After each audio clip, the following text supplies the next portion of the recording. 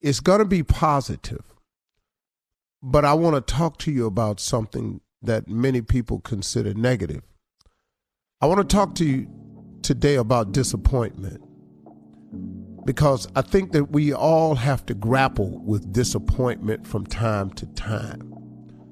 The problem with disappointment is that disappointment also, if you don't understand it, disappointment can turn so ugly so fast. Too many people allow disappointment to turn into resentment. Too many people allow disappointment to turn into a final verdict, so to speak. In other words, so many people think that this disappointment for them symbolizes the end. When you allow for disappointment to turn into resentment, and you allow disappointment to turn into the final verdict, you're losing what disappointment actually can become for you. And I want you all to start looking at disappointment as motivation. How many times have you been faced with something that was disappointing? Let's say you go in to get a job and you're on your last interview, and I have been in this position, man. I was trying to get an insurance job one time years ago, and I had gone through about 3 or 4 interviews. I was at my final interview, and I said, man, I'm about to get this job, man. Get my little family together, I'll be all right. And got to that interview, and they told me no.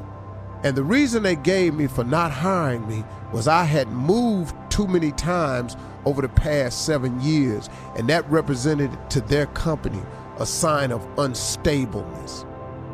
That disappointment for me was gut-wrenching. I actually got in my car, my little 72 Chevy, and I was driving off, man. And tears was in my eyes when I got up on the freeway, and I drove back and I looked back over at that big building with that big powerful name on it. And I had gone through 4 interviews, and all of a sudden I was so disappointed in not getting hired. But you know what I learned to do though? From that moment on, I turned all my disappointment into motivation. I use it as a challenge. I use all my disappointments as, okay, I'll show you. I use them all as motivation. From the time my teacher told me that you ain't gonna never be nothing, that there's no way they'll put somebody like you on TV because you have a stuttering problem and you can't even talk. I said, okay. But who are you who is issuing out this disappointment? Because you're not gonna make me resent you, and you're not gonna cause me to think that you're denying me this opportunity, or you handing me this bad news of disappointment. I'm not going to allow you to be my final verdict. You are not going to be the person who is the author of my destiny. You are not it. That belongs to God, not you. And I will not give that to anyone.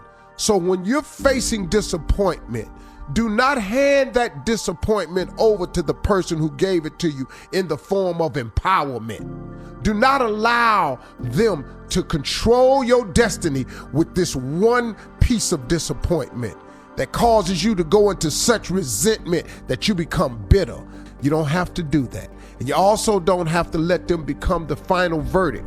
They are not the author of your destiny. They are not the author of your future. They are not.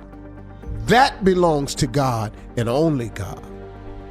Don't let them trip you up by tripping you out. And I'm saying this because I've had many, many, many disappointments. I've had shows canceled, gigs taken. I've been fired from radio. Oh, I've had some disappointing setbacks. But let me tell you something I've learned to do. I've learned to take all those setbacks and use them as motivation. You who think you have the power by telling me no, by turning me down, by refusing me, by voting against me, by saying that I'm not the right one for the part, they're saying that your company don't need a person like me, by telling me that I don't have what it takes.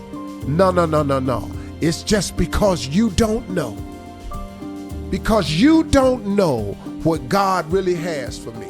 And That ain't your fault. So why bear resentment for these people? You don't have to do that, because they are not the author of your destiny.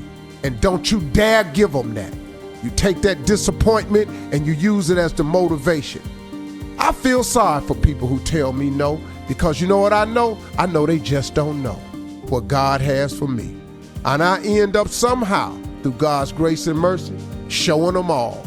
Keep the right attitude, y'all. God got something for you through all your disappointment.